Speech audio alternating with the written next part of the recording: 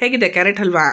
ಒಂದು ಎರಡೇ ಎರಡು ದೊಡ್ಡದು ಕ್ಯಾರೆಟ್ ಬರುತ್ತಲ್ಲ, ಉದ್ದ ಕ್ಯಾರೆಟು, ಅದನ್ನ ತುರಿದು ಇಟ್ಕೊಂಡಿದ್ದೀನಿ. ಸಣ್ಣ ತುರಿದ್ಬಿಟ್ಟು ರೆಡಿ ಮಾಡಿ ಇಟ್ಕೊಂಡಿದ್ದೀನಿ.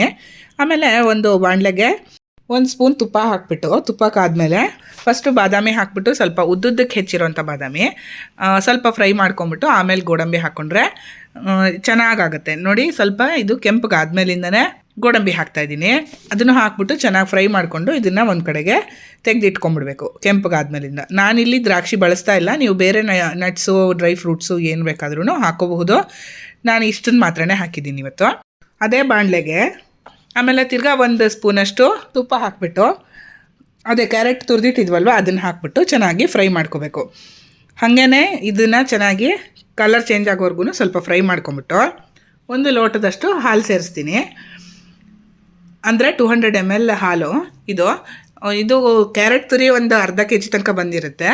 ಅದಕ್ಕೆ ಒಂದು 200 ml ಅಷ್ಟು ಹಾಲು ಸೇರಿಸ್ಬಿಟ್ಟು ಮತ್ತು ಒಂದು 200 ml ಅಷ್ಟು ನೀರನ್ನು ಸೇರಿಸ್ತಾ ಇದ್ದೀನಿ. ಇಷ್ಟೇ ಸಾಕಾಗುತ್ತೆ, ಬರೀ ಹಾಲಲ್ಲೂ ಬೇಯಿಸ್ಬೋದು. ನಾನು ನೀರು ಹಾಲು ಎರಡೂ ಸೇರಿಸ್ತಾ ಇದ್ದೀನಿ ಇವತ್ತು. ಆಮೇಲೆ ಇದನ್ನೆಲ್ಲದನ್ನು ಮಿಕ್ಸ್ ಮಾಡಿಬಿಟ್ಟು ಬೇಯಕ್ಕೆ ಬಿಟ್ಬಿಡ್ಬೇಕು. ಚೆನ್ನಾಗಿ ಅದು ಹಾಲು ನೀರು ಎಲ್ಲದನ್ನು ಇಂಗೋವರೆಗೂ ಚೆನ್ನಾಗಿ ಬೇಯ್ತಾ ಇರಬೇಕು. ಅದೇನಾಗುತ್ತೆ ಅಂದರೆ ನೋಡಿ, ಬಣ್ಣ ಈ ಥರ ಲೈಟ್ ಕಲರ್ ಇದೆ ಅಲ್ವಾ, ಬೆಂದು ಆಮೇಲೆ ಡಾರ್ಕ್ ಕಲರ್ ಆಗ್ತಾ ಹೋಗುತ್ತೆ. ನೀವು ಆವಾಗವಾಗ ಕೈ ಆಡಿಸ್ಕೊಂಡು ಅದನ್ನು ಬೇಯಕ್ಕೆ ಬಿಟ್ಬಿಡಿ. ಚೆನ್ನಾಗಿ ಬೇಯಲಿ. ಅದಾದಮೇಲಿಂದ ಅರ್ಧ ಮುಕ್ಕಾಲೆಲ್ಲ ಬೆಂದಿದೆ ಅಂದಮೇಲೆ ಸಕ್ಕರೆ ಹಾಕಿದ್ರೆ ಒಳ್ಳೆಯದು. ನಾನಿಲ್ಲಿ ಒಂದು ಅರ್ಧ ಪಾವಷ್ಟು ಸಕ್ಕರೆ ಹಾಕ್ತಾಯಿದ್ದೀನಿ.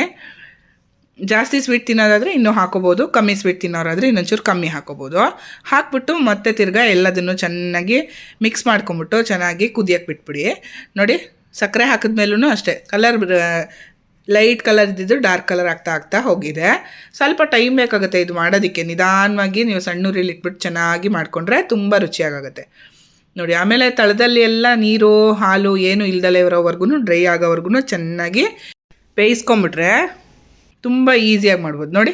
ಇವಾಗ ಒಂಥರ ಗ್ಲಾಸಿಯಾಗಿ ಆಗಬೇಕು, ಅಲ್ಲಿವರೆಗೂ ನೀವು ಅದನ್ನು ಹುರ್ಕೋಬೇಕು. ಅಂದರೆ ಬಣ್ಣ ಒಂಥರ ಹೊಳೆಯೋ ಥರ ಆಗಬೇಕು. ಸ್ವೀಟೆಲ್ಲ ಅಷ್ಟೇ ಸ್ವಲ್ಪ ಹೊಳೆಯೋ ಹಂಗೆ ಆಗೋವರೆಗೂ ಫ್ರೈ ಮಾಡ್ಕೋಬೇಕು. ಆಮೇಲೆ ನೋಡಿ, ಏಲಕ್ಕಿ ಪುಡಿ ಹಾಕಿದ್ದೀನಿ 1 ಸ್ಪೂನಷ್ಟು.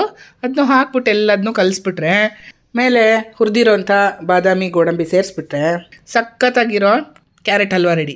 ಸಿಂಪಲ್ಲಾಗಿ ಯಾವುದಾನ ತುಂಬ ಕೆಲಸ ಇಲ್ದಿರ ಮಾಡಬೇಕು ಅನ್ನೋ ಸ್ವೀಟ್ ಮಾಡ್ಕೊಳ್ಳುವಾಗ ಈ ಥರದೊಂದು ಕ್ಯಾರೆಟ್ ಹಲ್ವಾ ಮಾಡ್ಕೋಬೋದು.